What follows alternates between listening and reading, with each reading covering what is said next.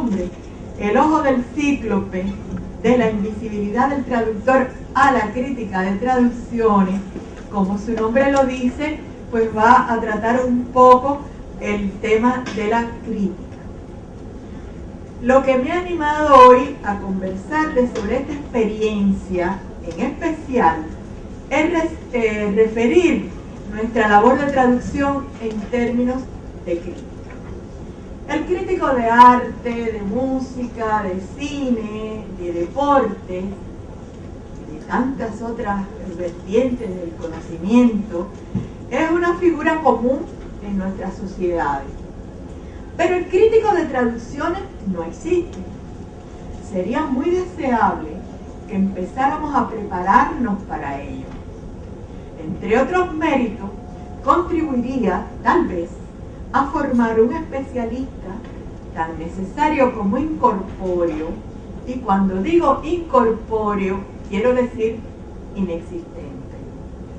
Quizás convendríamos que es nuestra responsabilidad de nuestro gremio contribuir a darle vida, puesto que en las últimas décadas la reflexión sobre la traducción se ha diversificado de manera asombrosa en el mundo entero, ha surgido desde la entraña misma del trasvase, quiero decir desde nosotros mismos, desde el análisis de nuestro propio proceso, y al parecer ya con pasos propios ha ido dejando atrás la tutela intelectual, sobre todo emocional y casi afectiva, sobre todo de parte de los escritores, que nos ven un poco como algo así como el género chico de la ópera, y que fue en su momento importante para la madurez de un gremio que paradójicamente la sociedad consideraba menor de edad, y una dedicación cultural, aunque indispensable,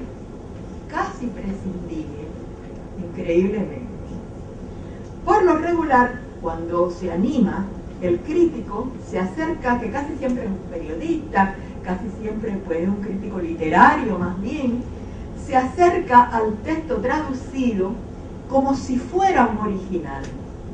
Y es frecuente que pierda totalmente de vista que se trata de una traducción, de un tertium comparationis, y en tal caso se convierte inmediatamente en el enemigo frente al espejo, porque nos ve las faltas que tenemos y las que no tenemos.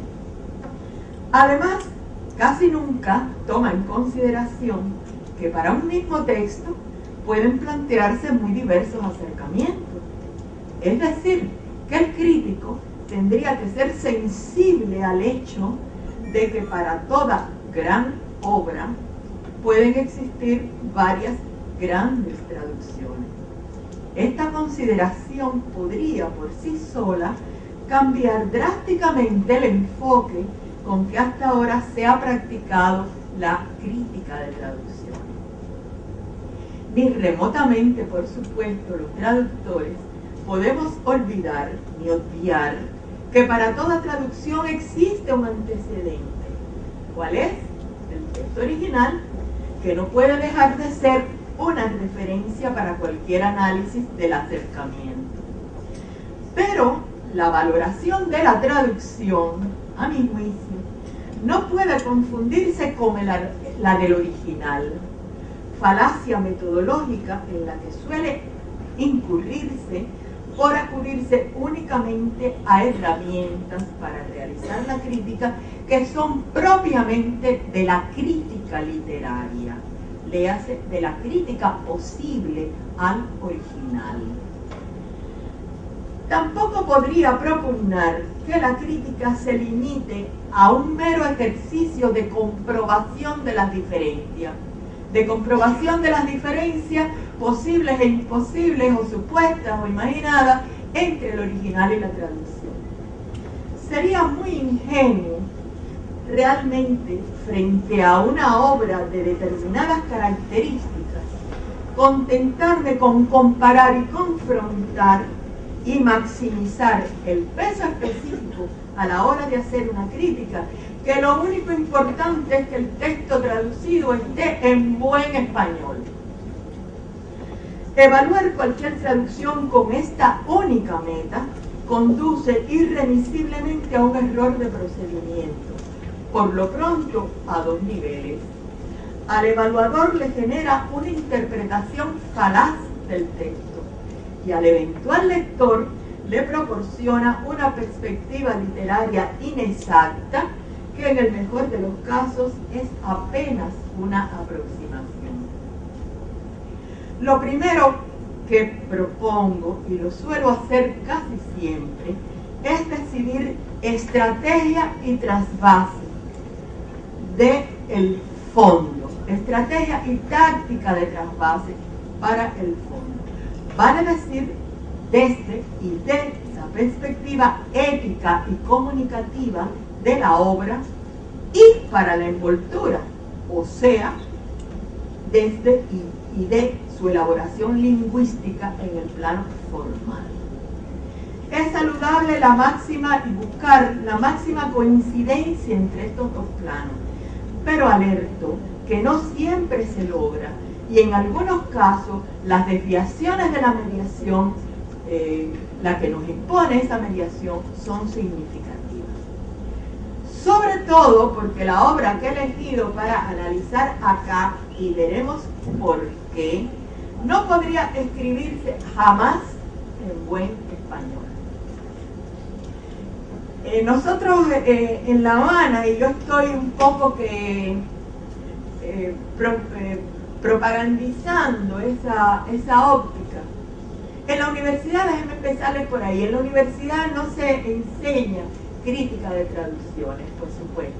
Creo que es el caso de muchos otros centros de enseñanza superior. No se enseña. Nosotros esperamos que haya una crítica, que exista una crítica, pero en realidad no hay un propósito de formar críticos de traducciones.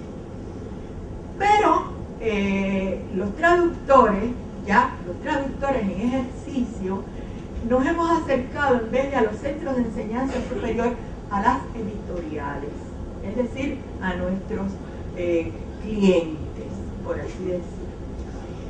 Y porque ahí el traductor siempre se siente muy inconforme, y ahorita lo estábamos comentando con otros colegas, con la tiranía del editor que pretende imponernos sus criterios a ultranza, tenga o no razón, y la tiranía de los correctores, que pasa lo mismo.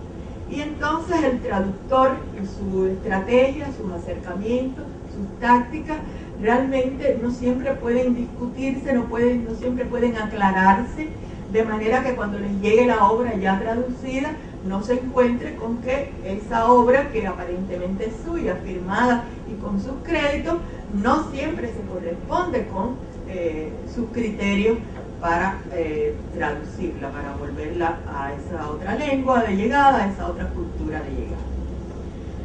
Entonces, con los editores, es decir, con las editoriales, hemos logrado que, aunque sea una vez al año, que precisamente coincide con el día de ayer, siempre lo hacemos un poco para festejar el San Jerónimo, ¿no? la festividad de nuestro santo patrono. Hemos logrado que algunas casas editoriales accedan a hacer como una especie de panel, como una especie de mesa como esta, donde los traductores presentan sus obras, las que han traducido en el año transcurrido o en los 2 años anteriores transcurridos, en términos de crítica. Y así un poco que se va formando. Yo no les diría que el crítico de traductores, que necesitaría una formación mucho más integral, mucho más profunda, pero sí una conciencia crítica de la traducción. Claro que este ejercicio que yo les voy a presentar ahora, a partir de la presentación que yo misma hice de esta obra que yo traduje, realmente es un poco la de los pájaros tirándole a la escopeta, porque es la de la crítica de los traductores al autor. Porque ustedes, que son